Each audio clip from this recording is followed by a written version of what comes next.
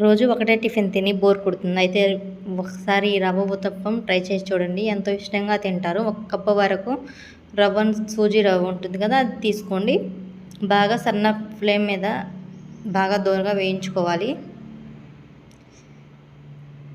ఇలా వేయించుకున్న దాన్ని తీసి పక్కన పెట్టుకోండి. చల్లారేంత వరకు ఉంచుకోండి. ఆ తర్వాత ఒక గిన్నెని తీసుకోండి. దాంట్లో కొద్దిగా పెరుగు వేసుకొని బాగా కలుపుకోవాలి. దాంట్లో కొద్దిగా అంత చిటికెడు బేకింగ్ సోడా ఉంటుంది కదా, బేకింగ్ సోడా వేసి కొద్దిగా కలుపుకోవాలి. నార్మల్ కూడా సోడా కొద్దిగా వేసి కలుపుకోవాలి. టేస్ట్ సరిపడా వేసి కలుపుకోవాలి. ఇలా వేసుకున్న దాన్ని మనం చూడండి, ముందుగా వేయించి ఉంచుకున్న రవ్వ ఉంటుంది కదా, సూజీ రవ్వ, ఇది దీంట్లో వేసి మిక్స్ చేసి ఉంచుకోండి. దీనికి సరిపడా కొద్దిగా వాటర్ వేసి బాగా కలుపుకోవాలి. ఇది ఒక 30 నిమిషాల వరకు నానబెట్టి ఉంచుకోవాలి.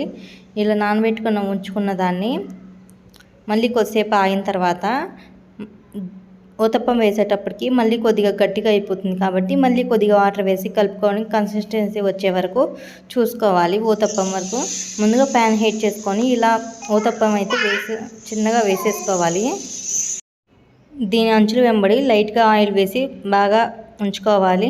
ఇది టమాటో, ఆనియన్, పచ్చిమిర్చి, క్యారెట్ తరుగును ముందుగా కట్ చేసి ఉంచుకోవాలి జాగ్రత్తగా. ముందుగా కొద్దిగా పచ్చిమిర్చి మిగతావన్నీ కట్ చేసి ఉంచుకున్నవన్నీ కొద్దిగా వేసుకొని అంచులు వెంబడి కొద్దిగా ఆయిల్ వేసి బాగా వేడయ్యేలాగా చూసుకోవాలి.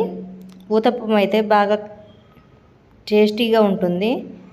ఒకసారి ట్రై చేసి చూడండి. కొద్దిగా క్యారెట్ అయితే వేసుకున్నాను. క్యాప్సికమ్ అయినా వేసుకోవచ్చు, మీ ఇష్టం.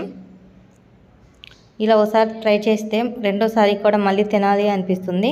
ఒకసారి ట్రై చేయండి. మూత పెట్టి కొద్దిగా దోశ అనేది బాగా కాలేలాగా చూసుకోవాలి. ఇప్పుడైతే ఊతప్పం అయితే రెడీ అయిపోయింది. దీన్ని టమాటా చట్నీతో తినవచ్చు, బాగుంటుంది.